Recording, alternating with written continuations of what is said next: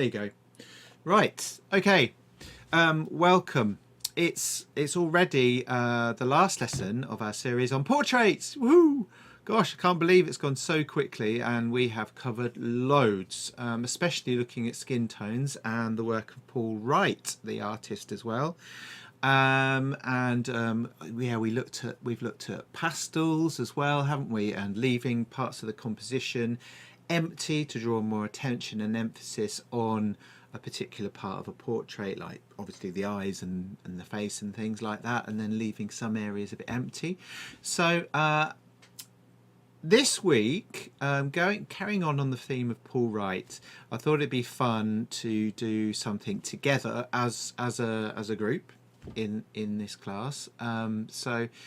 Previously, and quite a few years ago online, I did a similar thing where we did boats and things in Venice, where everybody had to draw in colour pencil one section of a picture, and then send that picture to me, so that then I would digitally put all of those pictures, your drawings, together to make a whole one. So I thought, yeah, okay, that could be a lot of fun. So I thought we'd have a go at doing that today or this evening. Now, what the theme of it, and I'll show you some more of the pictures a bit later on. The theme of it was films. 1980s films, where children's films.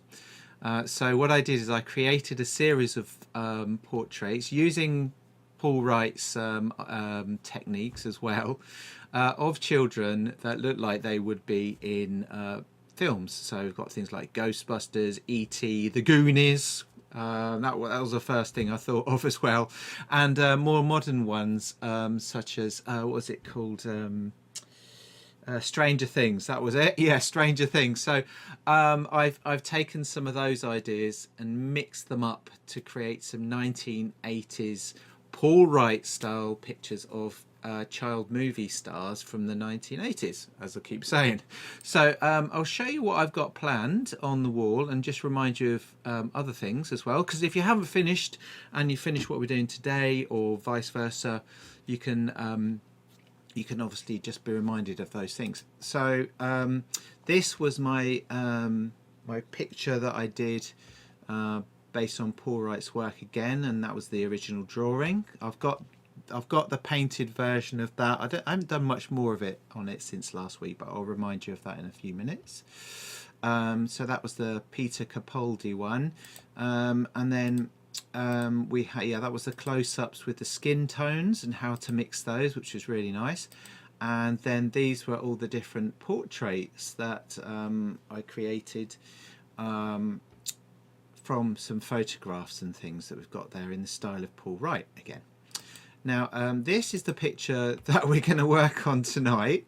I thought this was really cheeky chappy, but it's also got lots of sort of graffiti in the background, so there's lots of detail in there, and I've actually allotted everybody a picture to make things more straightforward as well.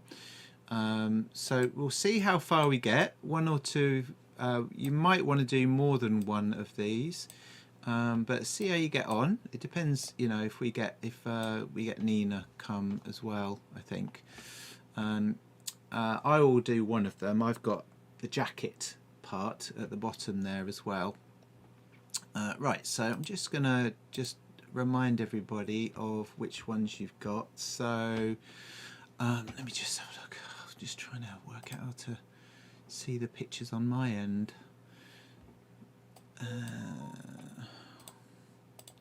Oh, there it is. That's it. Right, so I sent everybody different pictures, so I'm just going to unlock them, all the different sections. So I got this photo and I divided it up on Photoshop. So the first one up here, that one wiggling around, I sent that to Sheila, and then Nina, I sent that one. So she's not here yet, so hopefully she will be. Eve, you've got an eye, and Gabby, you've got an eye, hopefully. and Lucy, you've got a bit of the mouth, and Mary, you've got the tongue sticking out, and then Camille, you've got that one down there, that one, and I have got the last one, that one. So between us, we'll create the whole of the portrait by doing one section each. Now I am going to use oil pastels, but don't worry if you haven't got oil pastels and you've got something else like colour pencils, or you want to carry on with the paints, the acrylic paints, because that's what we've been doing, then that's absolutely fine. I'm sure when we put it all together, it'll be really interesting to see how all those different things work together. Okay, or you know, you could even try the chalk pastels if you've got those, the pastel pencils. So I don't mind what material you use, but certainly it'll be fun to see how everybody works and all of these pieces fit together when I stitch them back into one picture later on. All right, okay, so I'll just explain how I'm going to approach it. So on my desk just here, look, I've got my section, which is the shoulder on the bottom there, and the quickest way to get started, and it's going to help you because on their own these pictures are all quite abstract, aren't they? I mean, you know, you could turn it any way around really, and it would be, apart from maybe the eyes and the nose and all that sort of stuff, but they, you know, because they're quite close up, these images, we end up with almost like abstract shapes, particularly with the background there as well. So it'll be quite interesting because it'll really get you to focus on those shapes as well. So this is how I've divided it up. I've folded it first of all into a half like that, then I folded it back the other way and folded it again. So, and you've seen me, probably seen me do that once or twice before. And then I've used my pencil to split those shapes, and you can use a ruler if you want to, but obviously you can do it quite lightly. I've just used a pencil to draw those 4 extra lines in, and then joined up the corners to make the overall image like that. Okay, and then the next thing to do, of course, is to start sketching out your part of the portrait. So quick ways to sort of, because what we want to do essentially, if we can, is get these different shapes to link up with each other as closely as we can. But as I've mentioned before, when I have the photos of these that you've painted, your part, what I can do is I can shift things slightly to help them fit a bit better. All right, there's always a little bit of misalignment that I can sort out on the computer. All right, okay, without distorting your picture too much. So the first stage is literally to work out where some of these points are going to be. So one of the easiest bits to do first of all is this line across here, because it marks the boundary of the shoulder. So making a quick mark on each edge there and joining it up is my first one, like that. And then I can put my pencil down the bottom here, hold my pencil in exactly that spot there, and draw straight down. So I'm working out where all these different edges are. So there's another one here, and this box comes down to here, and then we got another one up here. So if I join that, I've got his t-shirt neckline, that sort of thing. All right, so I can get all of those shapes in reasonably accurately. the main things are obviously the shapes of the features, or the shape of the line of the clothing in this case, and his collar on here. So once I've got those shapes worked out, I've just got these, came through today. Now if you have oil pastels, or if you haven't got oil pastels rather, these are quite nice to have a go at, to get started with, because they're not expensive at all. These 50 here, 50 colours, were only £7.90 on Amazon. And I've always found these quite nice actually, because as far as oil pastels go, they're quite sturdy. They're not too soft, which means you can draw nice lines with them, and they also have good pigment in them too. So these are a great set to play around with. That said, if you haven't got those, don't worry. Go in with paints if you want to. You don't have to finish it this evening, but if you do, you might be asked to do another section. And then later on in the next week, or in the next few days, or even tonight, you can send me your image via email or WhatsApp or however. All right, and so the task will be to add the colour into your design and then photograph it directly from above, and keep your eye out when you do that for shadows as well. We don't want too many shadows, because that can sort of obviously change the way the picture looks. All right, okay. Now if you don't have a printout of the picture, the best thing you can do is to take a piece of A4 paper, like so, like this, and basically draw around that. Or if you've got an A4 piece of paper anyway, just get that piece of paper and then use your camera on, your phone or your laptop, and put it up on the screen and have a go at sketching it directly from the computer or from your phone. All right, so and it should work out. It should work out pretty well. The same sort of rule applies. You know, look for the halfway point on the drawing to get you started, and the middle points, and you can more or less work it out. Sometimes another nice thing to do actually on your phone is, if you get the photo on your screen and then click edit, which is usually a little pencil icon, it will bring up a grid usually, and you can use that grid on your phone to help you work out where things should go on your paper. A few little tips there. All right, so shall we get started on creating an amazing portrait together, everybody? Did these ones as well. Oh yeah, I like the one on the left. This one, yeah. Yeah. Yeah, they're a bit like Goonies characters from the film The Goonies. This one is a girl, but she's wearing Ghostbusters stuff. An outer space one. This one, she's dressed, you know, dressed up like cowboys and Indians. And then we've got a space one. That's the girl from Stranger Things, I think.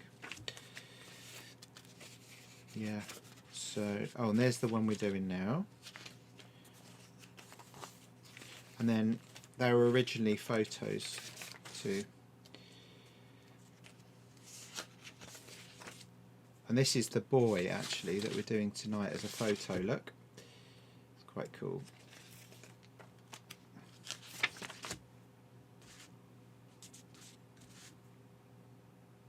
So from photo to painting to big painting.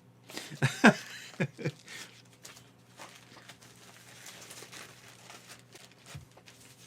there's a photo of that one. All right. Great. So as you can see, what I did with the paper here is I folded it up into smaller sections. So 8 sections in all, in order just to give me a little bit of a guide about where all the different shapes are going to go. So that's really helpful. The other thing you can do, of course, as you can also fold the paper and use the edges of the paper. I've cut the picture out. Use the edges of the paper to help you map out where all the shapes begin and end on the sheet of paper, so or on the picture, so you can translate just the shapes in here. You don't need to draw all of the brush strokes in, just the main shapes of the clothing, the neck, the graffiti in the background in this case. In your if you're doing an eye or something like that, you would obviously have to do a little bit more detail as well. So as mentioned, these are Pentel oil pastels, which are really cheap to buy, but they're pretty effective. They've got a good pigment level in them. They're not too soft, so they're a lot of fun to work with. And you can see on here how I'm adding the color. What I'm doing is I'm hatching in the color, and then I'm working back in with another color to sort of combine them. So we've got, I have used a bit of black on here purely because it's a little bit quicker. So I've used black and blue to get the really dark tones on his jacket and so forth. But again, it's building up, as you can see, layers of color in order to create the depth and, you know, get as close as I can to the colors in the picture.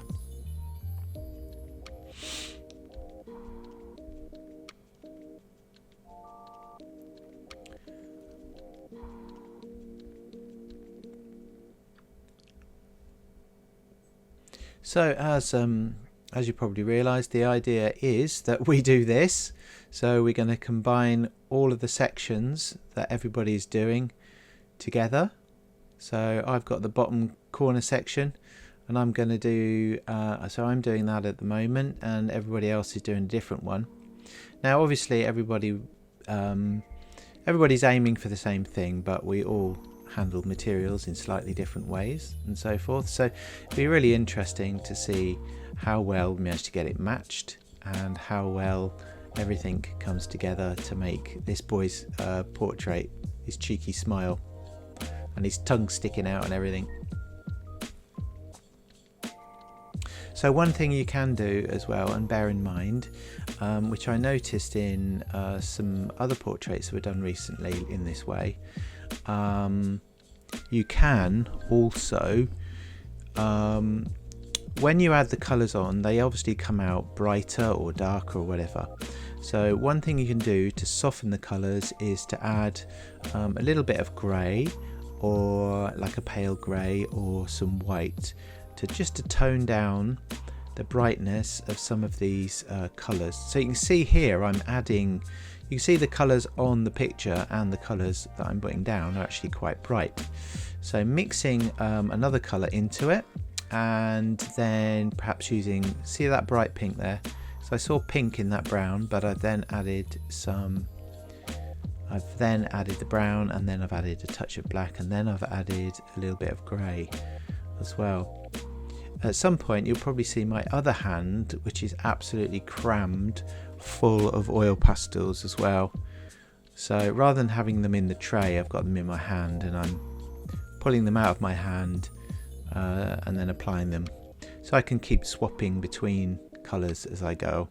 So I spot different things in these colours as I'm progressing, and so I want to use those and put them in.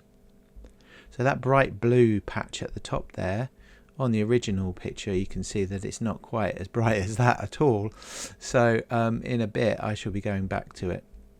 And this reddish sort of colour for the stripes on his t-shirt, just here, they're not bright red, they're kind of a very pale muted browny red. So I've added some greys on top of that as well. Still a bit bright there actually, but I don't know if I go back to it, we'll have to see. So So as I move through this portrait as well, I start to add the odd little character or wiggle in the line to create a bit more of the ruffle in the clothing and things like that as well. Not too much.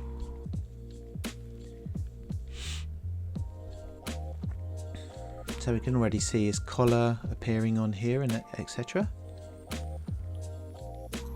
What I'll try and do is post the results of this into YouTube a bit later on as well.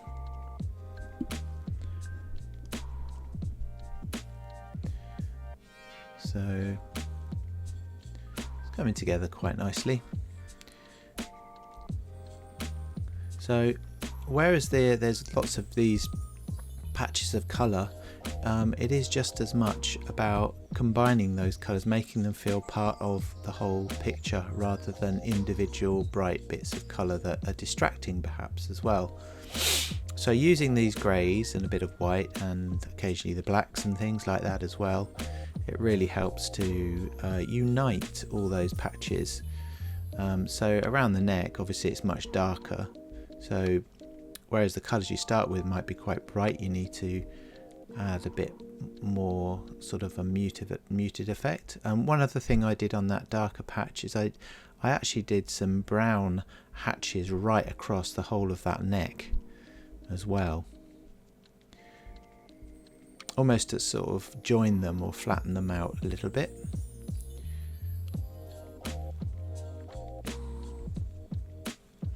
And I think as we get near the end of this session, I noticed that it needs to be darker in places around here to help those there we go, help those bits of his collar show up a bit more as well.